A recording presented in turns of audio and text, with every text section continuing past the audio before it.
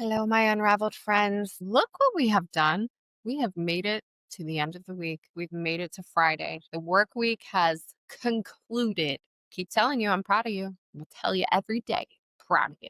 So, some of you might have known that I would show up for this because my very first trial that I've covered, so far the only one, every other one I intend to follow through trial gets pled out right before trial starts, including the co-conspirator in this case. You guys know who I'm talking about. Miss Karina Cooper. She made her appearance today, September 19th, 2025, again in front of the Honorable Lars Anderson. Same players were in the courtroom, Mr. Kodiaga, Mr. Ringel, and over on Karina's side, she had Mr. Hawbaker. So today was her sentencing. That's what I should have said at the beginning of this. Today was her sentencing.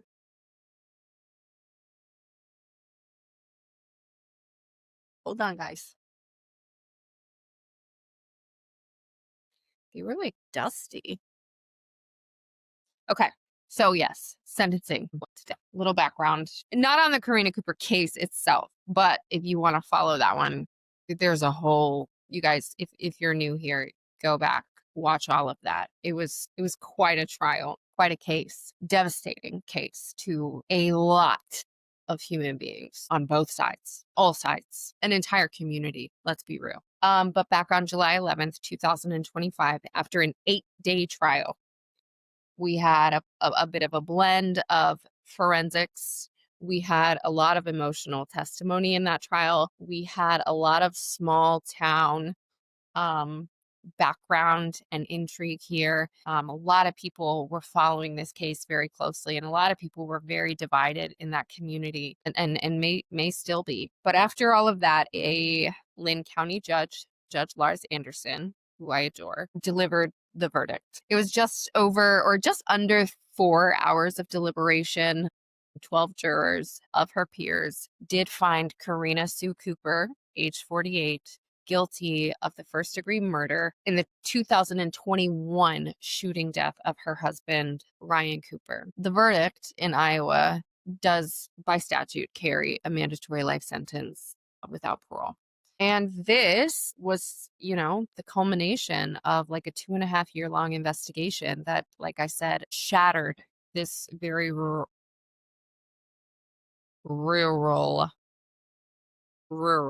community of Traer, Iowa. So we had the jury's decision, and it did provide this conclusion to the trial phase. But of course, it opens the door simultaneously to the next stage of all the legal maneuvering, which is the post-conviction motions. So prior to today's scheduled sentencing hearing, Karina Cooper's defense team was expected to present a motion for a new trial before the judge. A lot of these motions are pretty common, although often unsuccessful, but it sort of just represents that like final attempt to persuade the trial judge that a fundamental error or injustice occurred, right? Which would then warrant the nullification of the jury's verdict.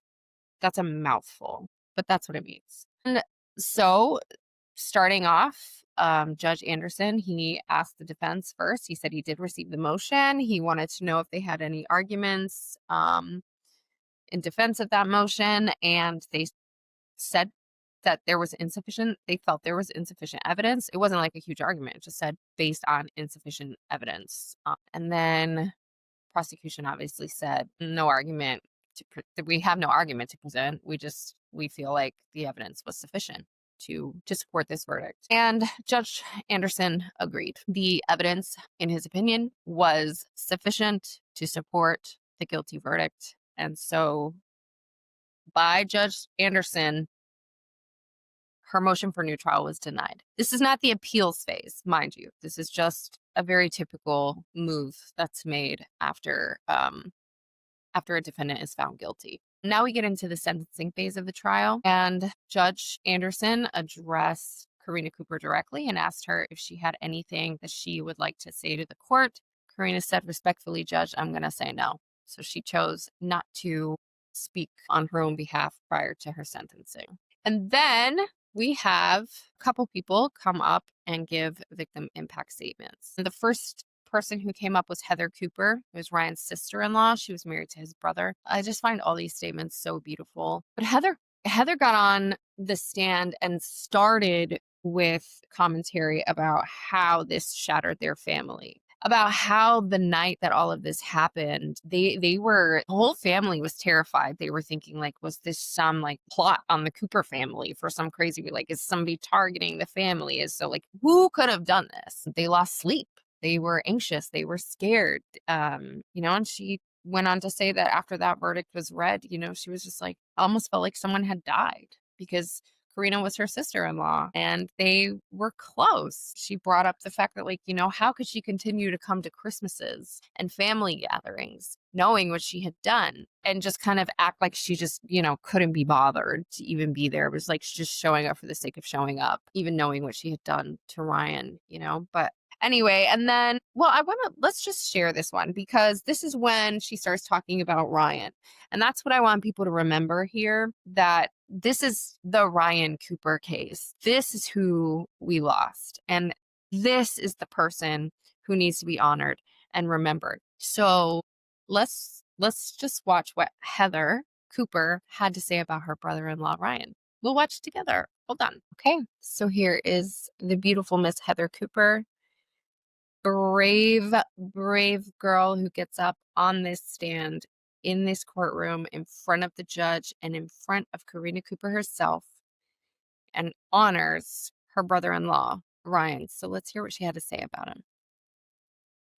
Sick, disgusting. Were our lives really that bad? Your Honor, during trial, you were given a lot of information about the character of her. I want to share Ryan and what this world is missing. He was a quiet man, you heard many say. Gentle, kind, got along with anyone. If he wasn't in those shops, hanging around with friends, you could find him on the farm, two little boys in their cowboy boots following shortly behind. He was the one that knew everyone. We would laugh because my husband would constantly get called Ryan, and we'd get, oh, there is another Cooper boy, mainly because everyone knew him so well. He was the one on the phone constantly for work. For a quiet guy, he sure was on the phone a lot. He was the guy that left his home in a disaster during a storm to go help the neighbor. He would go on family trips, and you would find him helping the owner out, not because he was asked or because he thought he needed to or needed anything in return. He was a simple man, kind, caring, thoughtful towards others.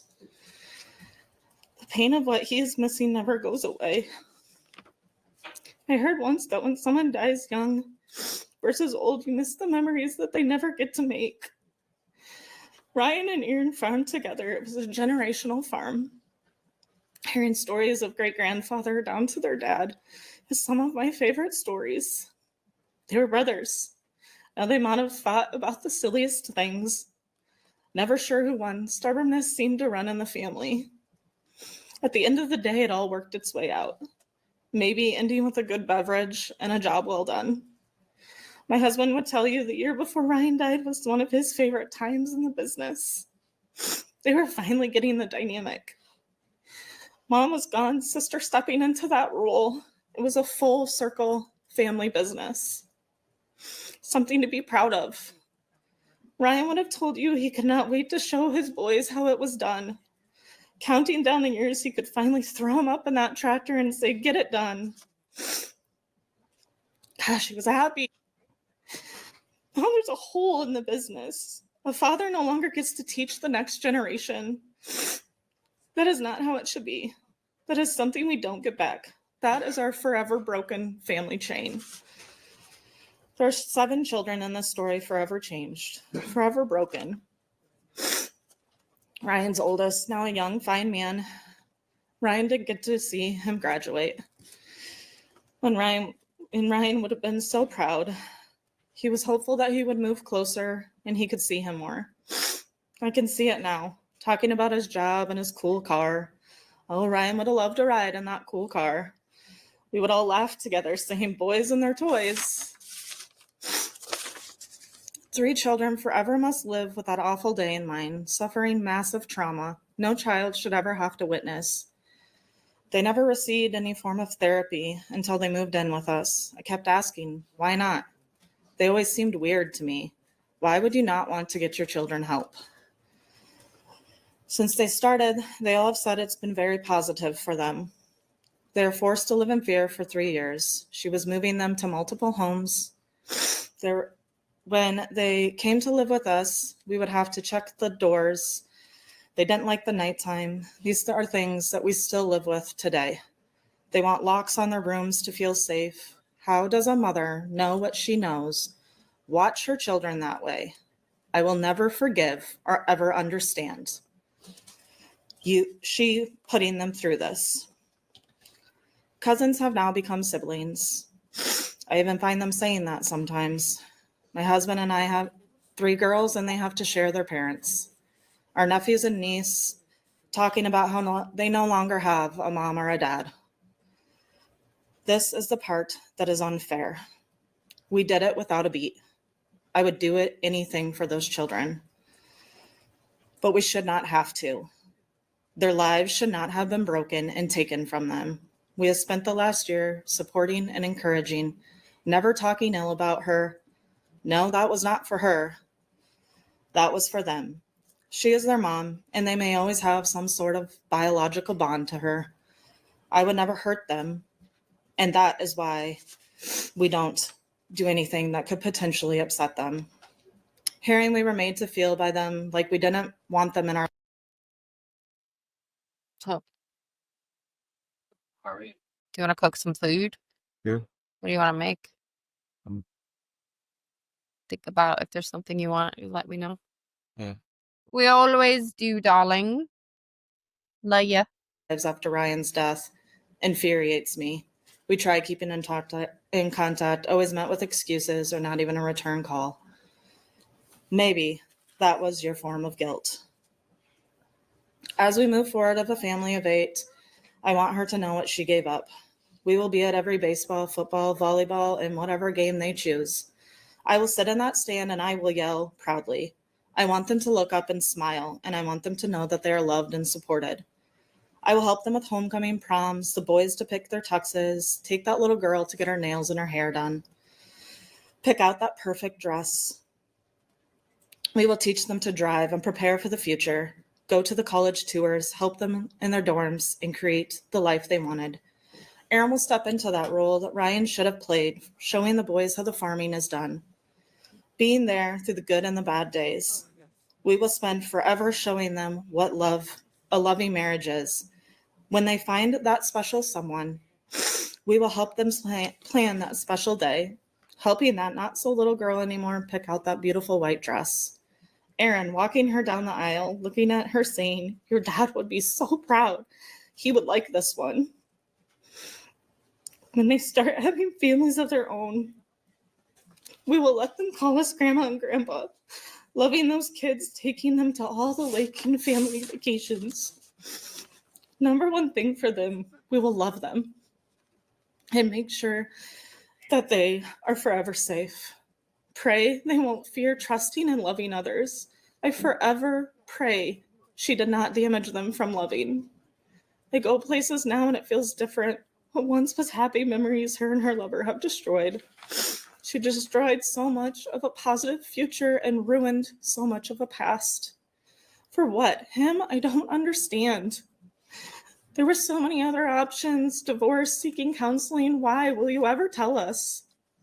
I will forever be grateful to the authorities that stay constant in our lives. For my husband, that never missed a week of calling. Honestly, it just became part of our schedule. They got to know his number well, checking and seeing where they were, making sure Ryan was never forgotten. How many times did she call? Maybe once, twice, in 3 years? 3 years, anger and mixed emotions, trying to decide if we would have to remain around her forever, never really knowing the truth. The detectives on the case became our family, supporting our family, helping us through emotions. We were met with support and kindness. We never would have made it through these last few years without the support of the family and friends and the community coming together, putting these kids first. Her friends became ours. Her family became ours. I know Ryan is proud. The guy always helping would be proud. She destroyed people, manipulated people, some in their most vulnerable times of their lives, claiming she had been through tragedy and loss and pain and could support. What kind of sick person does that? Was it worth it? This online, you say, relationship, was it worth it? Awful, deceiving person. She deserves the worst. But I'm tired of focusing on her. I want to plan trips and make schedules, hang out with friends, laugh at good times, make amazing memories. I don't want her to be the topic anymore. I want to enjoy life without hanging over us. So this is it. Last she will see of us. Last I will address her. Last I will to give her any thought. She can now go to prison. Ooh!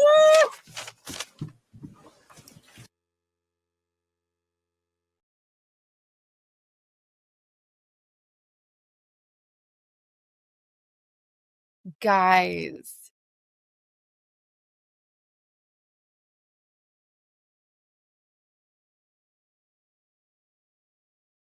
if you guys watched the trial or if you watched my coverage on the trial, you know what that was from. Because when Karina got on the stand, she tried to say that the text that she sent to Houston Danker that said go, which was basically like initiation of the plan, she said that she actually followed that up with 2 texts to sleep, which was found to be complete bullshit. Those text messages didn't exist. Girl. Okay.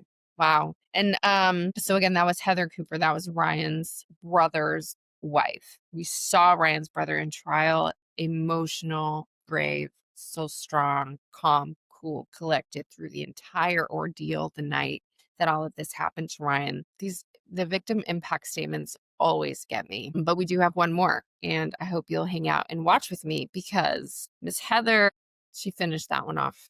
That got me. Okay, so next up.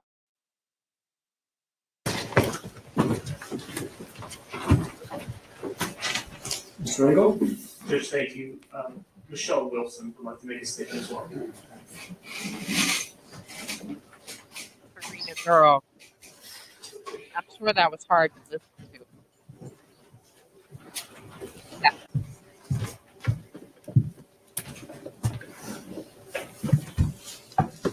Ms. Wilson, if you could just give us your first and last name as well and spell them so we have it clear. Sure. Michelle Wilson, MICHELLEWILSON. All right. Thank you, Ms. Wilson. And whenever you're ready, you may go ahead. Thank you, Your Honor. Well, today's the day. The day I can finally speak out about how this narcissistic psychopath made the incomprehensible choice to rid her pathetic life of my brother. Right. We saw Michelle in trial. She was a great witness. Cooper. I began writing notes for this statement over 4 years ago. Wow. The first note started just one day after Ryan's murder. The day we sat in the building right next door and learned who was responsible for this heinous crime. Ryan was my little brother, 10 years younger than myself. From the time he was old enough to walk, he was kicking around in cowboy boots and farming from the living room floor with his extensive set of red Case IH die-cast farm implements and his Peterbilt, semi-tractors and trailers. That kid was no doubt going to be a farmer. As he grew up, he quickly moved on to dirt bikes, four-wheelers, and real tractors. He loved all kinds of toys, even in his adulthood. During planting and harvesting seasons, Ryan couldn't wait to get out of school and into the cab of a tractor. There was never any question about what Ryan wanted to be when he grew up. He was a farmer through and through.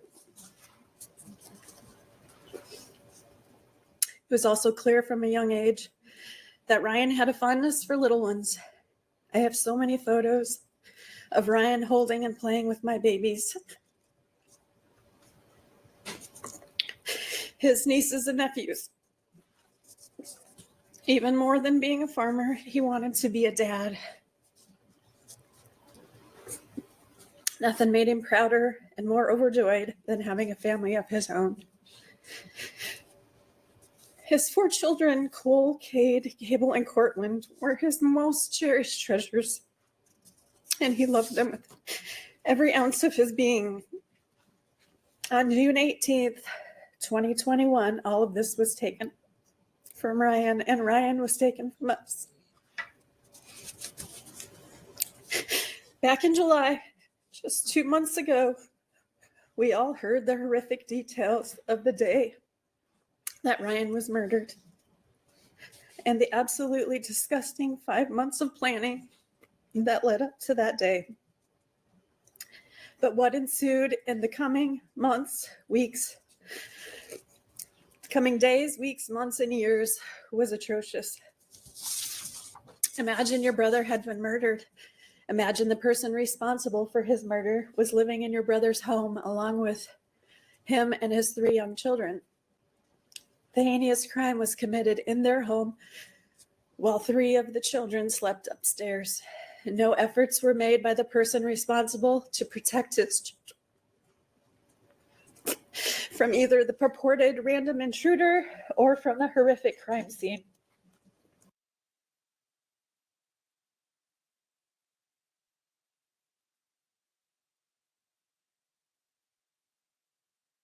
Man, I don't know, Karina girl.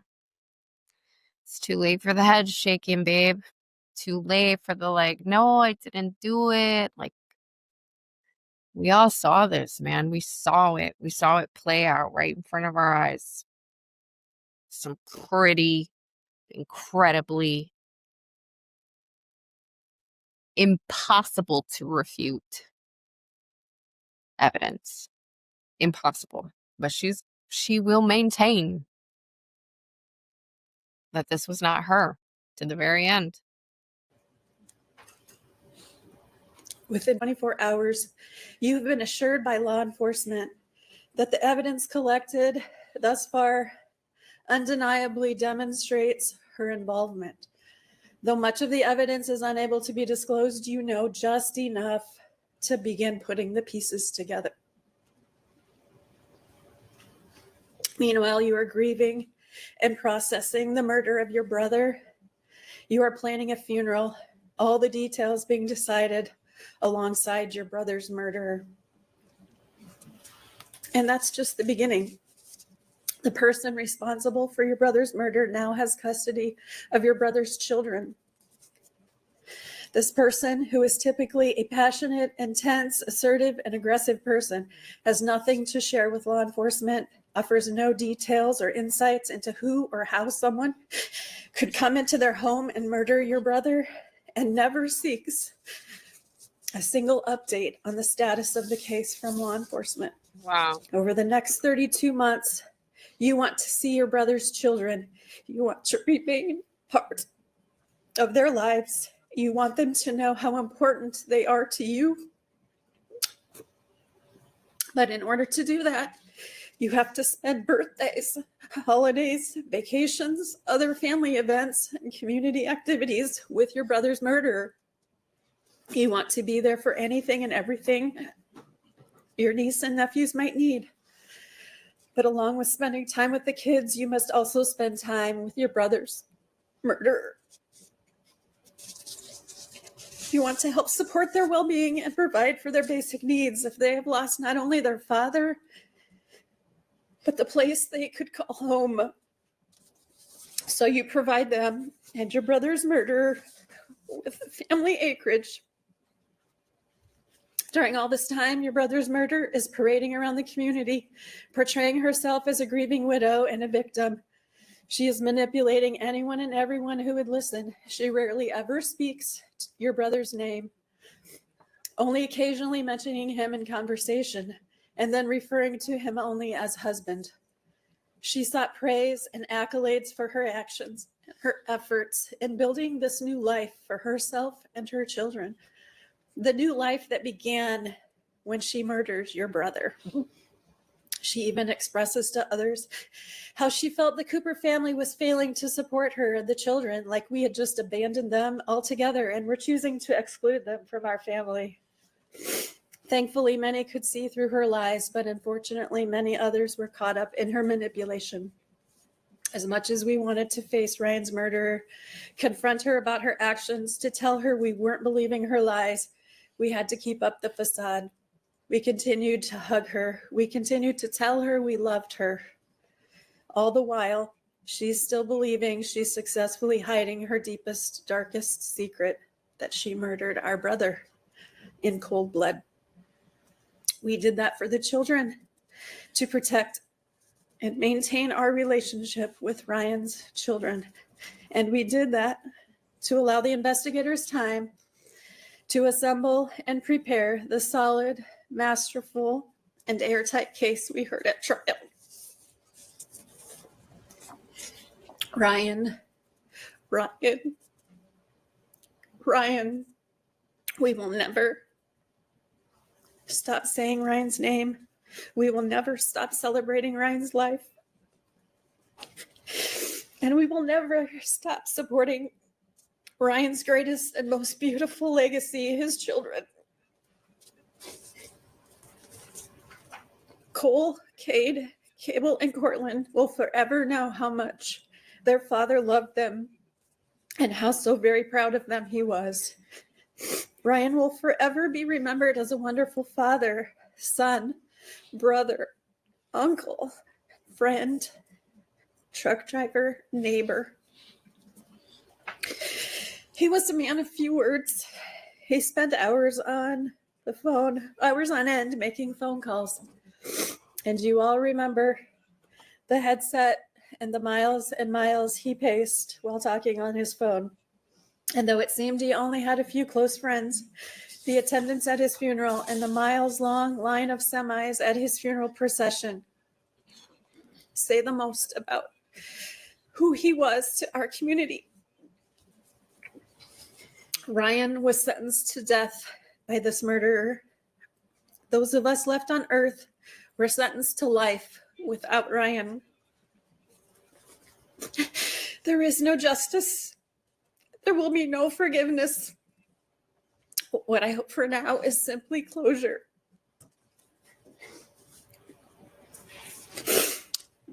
There is no sentence for you that would. I don't want to look at Karina's face right now.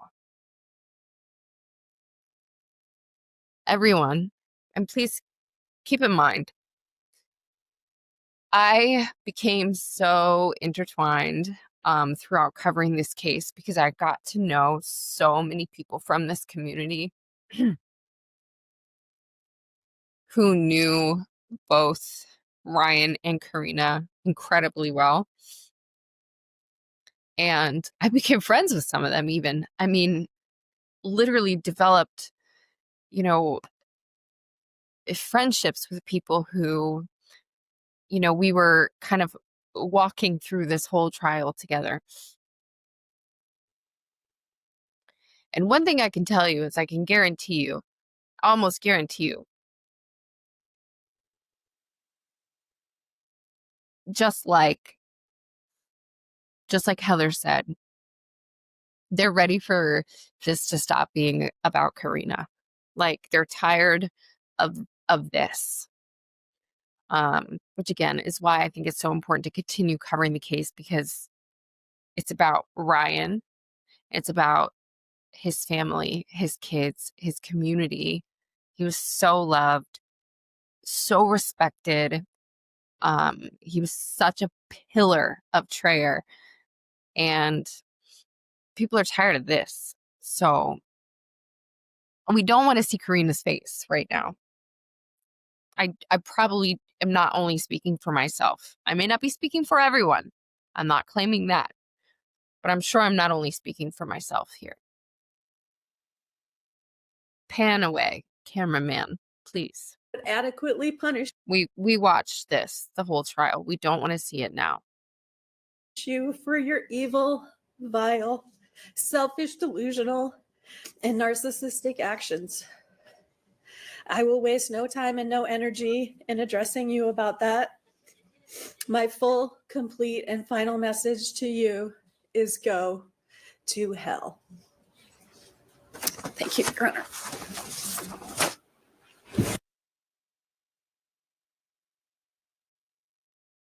Again, a reference to the go to sleep defense that she tried to put on. These girls came with heart, emotion, raw. They've been waiting to say these words, and I'm so happy that they got the chance to. So those were our victim impact statements for the trial, for the sentencing of Karina Cooper. So as you can see, and as we've talked about, this tragedy's impact was felt deeply throughout the entire Traer community. This is a place where, even as the defense noted in an earlier motion, quote, everybody knows everybody. Tama County Sheriff Casey Schmidt, who was present for the trial, acknowledged this incredibly widespread pain throughout this entire thing. In a statement, he actually extended his thoughts not only to the victim's family, but also to the family of the convicted, recognizing that, quote, no one is left untouched by a tragedy like this, unquote. And his words underscore the fact that in a small town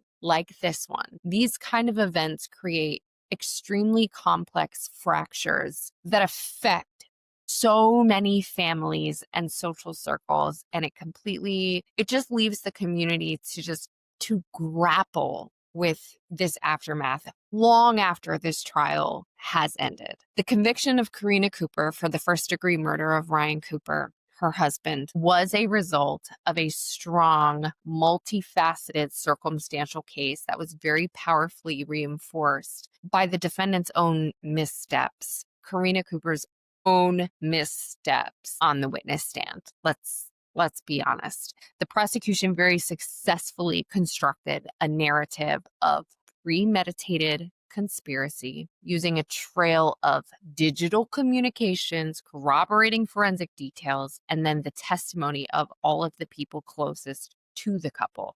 And they used those things to overcome the absence of a lot of direct evidence.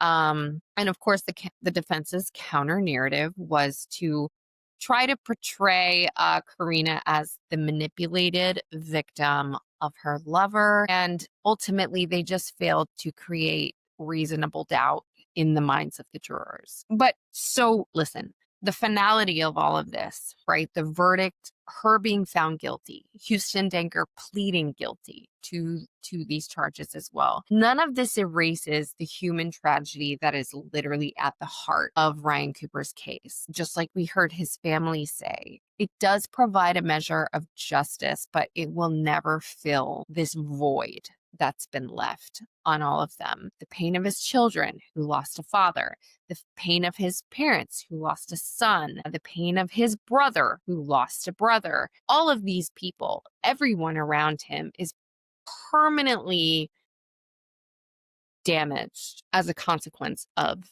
her crime. For the community of Traer, the whole thing just leaves this mark, right? It is a constant reminder of the devastation that can arise from all of these secrets, all of these lies, and all of this betrayal. While the court proceedings have concluded as of today, I will be over and out as far as Karina Cooper is concerned. After today, we're done. But, the most important words come in the form of the people of this community who capture the ultimate truth of this entire thing. And those words are Ryan Cooper mattered, and we will not forget him. That's it. Karina Cooper, we're done with her. We're done. That's the end of it. Thank you guys so much for hanging out with me and feeling all of this with me. For those of you who followed this trial with me and my coverage of the trial, thank you guys so much. Actually, you guys have made a huge impact just on my small channel. And I love you guys for just being here with me through all of that. To Ryan's family, to Ryan's children, to Ryan's friends, to Ryan's community, my thoughts and my love, and I'm sure my entire little small community here as well, all of us are thinking about you and sending you love and hugs. And we're hoping that now that all of this is finally over, that everyone can start to really heal and move forward. I will see you guys again later this weekend, maybe tomorrow, but I can't promise. Maybe I shouldn't have said that, but I think so. But, life happens and stuff, but I think so. But again, thank you guys so much. Until I see you again, please stay safe. Keep asking questions and keep unraveling. Love you.